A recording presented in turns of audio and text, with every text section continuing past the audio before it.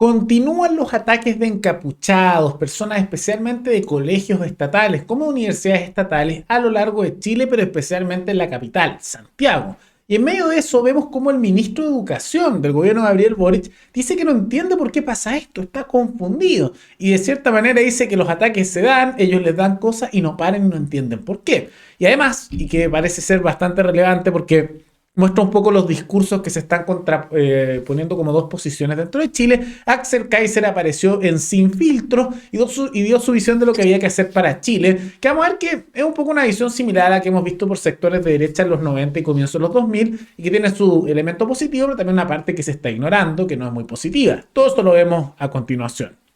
Pero antes, quisiera agradecerle a los suscriptores F. Coroseos y Ritixby 3.33 que se convirtieron en los suscriptores más recientes, es decir, hacer un aporte voluntario único al canal a través de Flow. Así que muchas gracias, se los agradezco mucho. Gracias a aportes como el suyo y el de otros suscriptores que este proyecto sigue adelante y se mantiene independiente. Así que si alguno de ustedes quiere hacer un aporte voluntario único por Flow, o por criptomonedas, o un aporte mensual por Patreon, o por la comunidad de YouTube, pueden decidir hacerlo mirando un comentario que se encuentra fijado abajo. Y también pueden apoyar este programa comentando, dando like y compartiendo este video en sus redes sociales.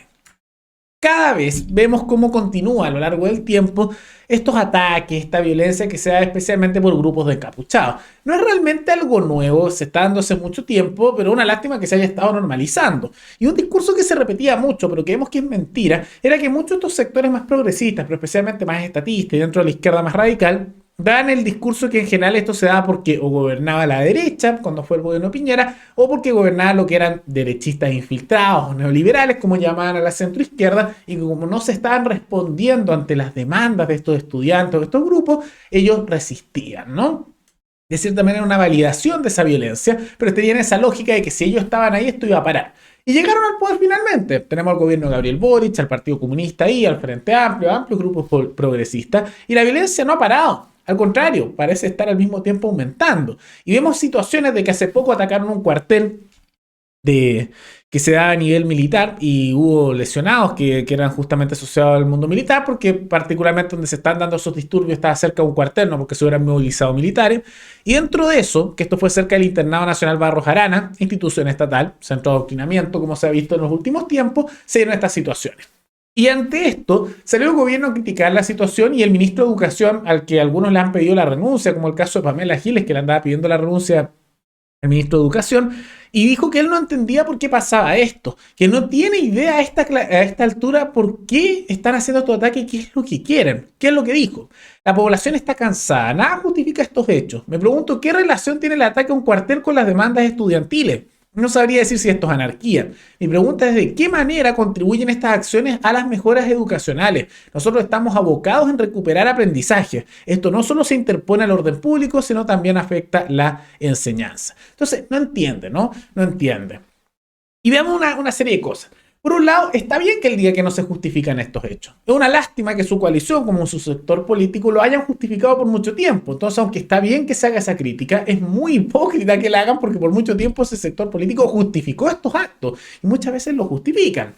Ahora, la razón por la que hacen esto, según algunos, tal vez por unas manzanas podridas, eso dirían algunos, ¿no? Que es un poco absurdo de argumento. Pero lo más probable es por una serie de razones.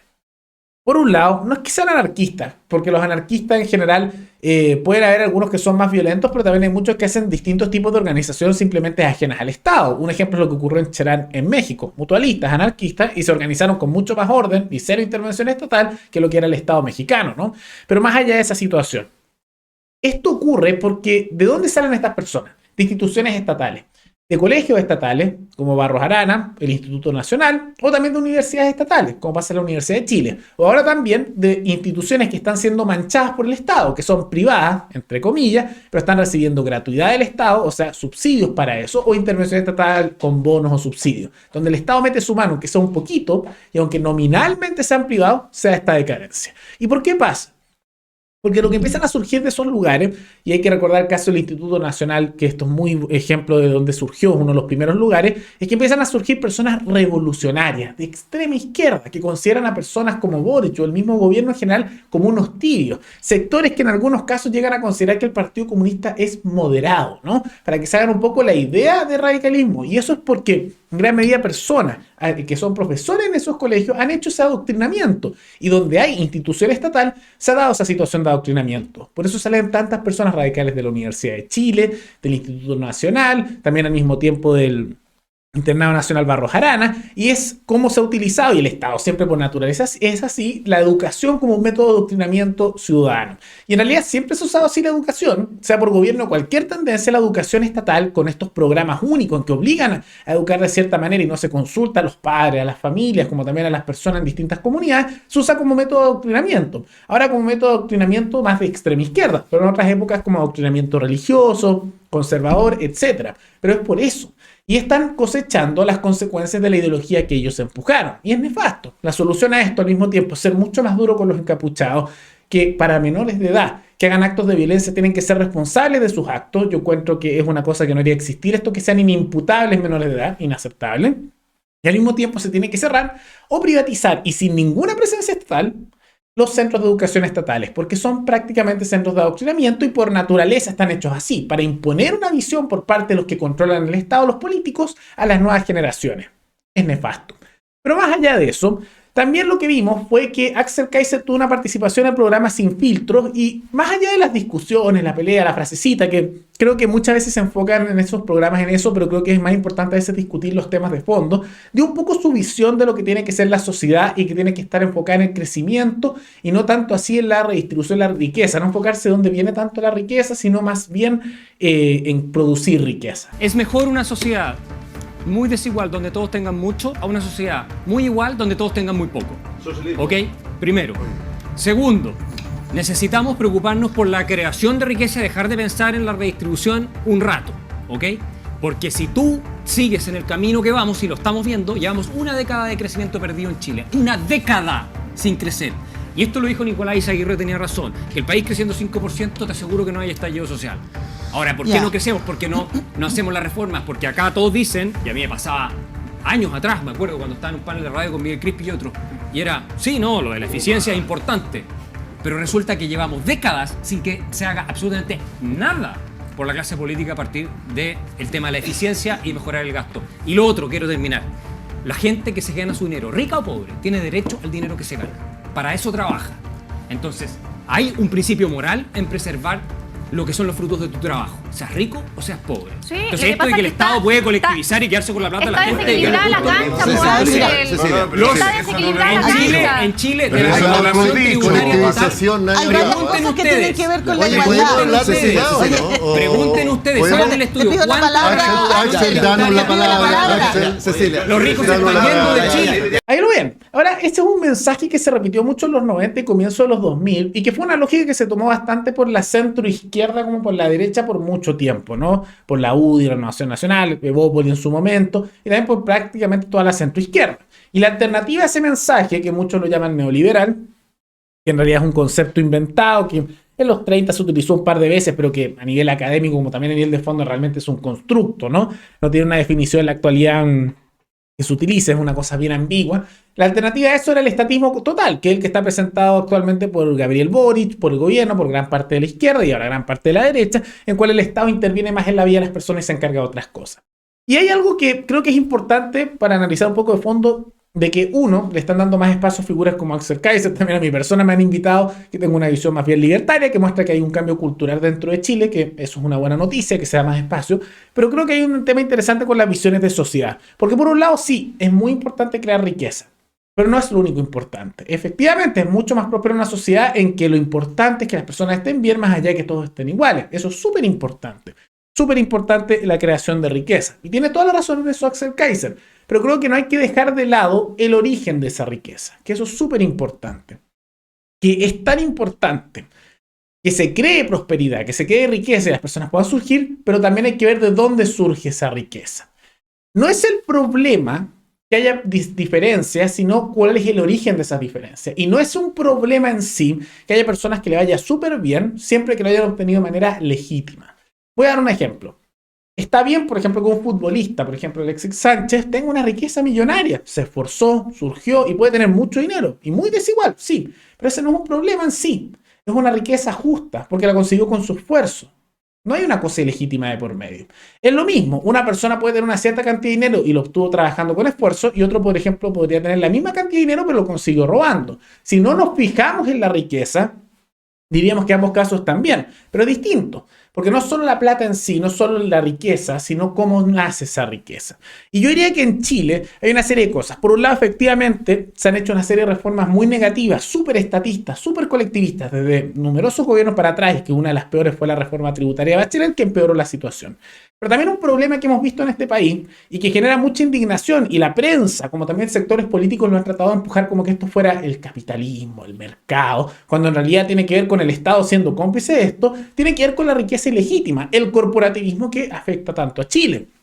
Y es porque tenemos que también enfocar, a la vez que se crea inversión, se bajan los impuestos, se permite la creación de trabajo y que todos surjan, hay que atacar la riqueza ilegítima. ¿Cuáles son algunos ejemplos? Los casos de corrupción, como también los casos que podríamos llamar corrupción legalizada, que son situaciones legales pero súper injustas. ¿Cuál es un ejemplo? Uno de los casos es el que se descubrió hace poco por investigación, de que durante el primer gobierno de Sebastián Piñera, él aprobó que a través de Corfo, que es un mecanismo que bien corporatista por naturaleza, en que el Estado le regala plata y le da subsidios a empresas que eligen a dedo y que se supone que son con una competencia justa, pero en realidad muchas veces hay nepotismo y beneficios ahí, se le dio más de 23,2 millones de dólares a empresas de su misma familia en proyectos mineros, subsidiados por el Estado. Corporativismo, pura riqueza ilegítima. Ahora, eso es legal, completamente legal. Pero como ya hemos mencionado tantas veces, la legalidad no es sinónimo de justicia, y que algo sea legal o esté permitido a nivel de leyes no significa que sea justo. Esto es un ejemplo, completamente legal. ¿Es justo? Por supuesto que no. ¿Y es riqueza ilegítima desde un punto de vista del pro de la libertad? Por supuesto. Es riqueza ilegítima. Lo mismo pasa con otros casos, como las millonarias riquezas que se dieron del hijo de Bachelet. El caso de Sebastián y Natalia Dávalo. Millonarios traspasos y depósitos en efectivo que se investigaron en casos de acusaciones de corrupción. Nuevamente, eso también es riqueza. ¿Importa el origen de la riqueza? Por supuesto, tiene que ser riqueza legítima. Y eso es dentro de una estructura en que, además de estar llenos de casos de corporativismo en Chile, de empresas con subsidios estatales, protecciones estatales, y al mismo tiempo de figuras políticas que se han enriquecido por sus vínculos con el Estado, también tenemos que ver el tema de los casos de corrupción, que está lleno. Ha habido casos de corrupción en la PDI, en el Ejército, en Carabineros, asociados a grupos corporativistas, asociados con el Estado, con políticos, partidos, jueces. Entonces, en todas esas áreas está. Y mucho de eso siendo riqueza a costa del ciudadano común y corriente, porque todos esos grupos, sean corporativistas, con lo que es un robo legalizado, como también lo que son los casos de corrupción, que eso no está legalizado, pero las sanciones no son riqueza, pero riqueza ilegítima. Entonces, no es solo importante que se produzca riqueza, sino que se produzca riqueza de manera justa, que se produzca riqueza de manera no corporativista, y que al mismo tiempo la riqueza que tienen los corruptos y los corporativistas se les quite porque no es justa. Y las personas se dan cuenta de esa injusticia y eso genera indignación. No solo es importante la prosperidad, sino que hay que ver de dónde surge la riqueza de ciertas partes. Y eso es súper importante. Entonces, para poder producir una buena sociedad, no solo es importante que se produzca riqueza, sino que se produzca de buena manera, sin estructuras corporativistas, sin intervención del mundo político y el Estado, y al mismo tiempo se castigue y se arrebate la riqueza ilegítima que han obtenido a través del Estado con todos estos hechos, ya sea con corrupción o con subsidios a través del Estado que lo sacan del bolsillo del ciudadano común y corriente, y ese dinero se le saque a esos corporativistas, a esos corruptos, y se devuelva a su dueño legítimo, el ciudadano común y corriente. Porque toda esa plata en casos de corrupción, como estos subsidios, que este es un ejemplo de tanto, esa plata no salió de cualquier parte, salió del Estado. ¿Y el Estado dónde la saca? De todos nosotros, que pagamos impuestos todos los días, porque el Estado no produce nada, es un parásito a nivel de estructura por excelencia. Entonces, inevitablemente, de ahí sale. Y es lo justo que se produzca riqueza, que pueda surgir el emprendimiento, que puedan surgir las personas con su esfuerzo, pero al mismo tiempo que se castigue este corporativismo y se castigue esta corrupción y se vuelva ese dinero al ciudadano común y corriente. Eso es súper importante, porque si no, podemos caer en la situación de los 90 y los 2000, donde claro, se puede generar riqueza, pero empiezan a haber muchos casos de corrupción y de corporativismo. Y por eso es tan importante el crecimiento, como también el origen de dicho crecimiento. Pero ¿qué les parece esta situación? Tanto de los encapuchados como también de la visión que está presentando Axel Kaiser, que es un poco el regreso a esa visión tal vez de los 90 y comienzos de los 2000. ¿Les parece que es solo importante el crecimiento o algo más? Todo eso coméntenlo abajo. Y recuerden que pueden recomendar algún tema, alguna noticia, tanto de Chile como de otros países, para otro video. Nos veremos en el siguiente programa. Hasta luego.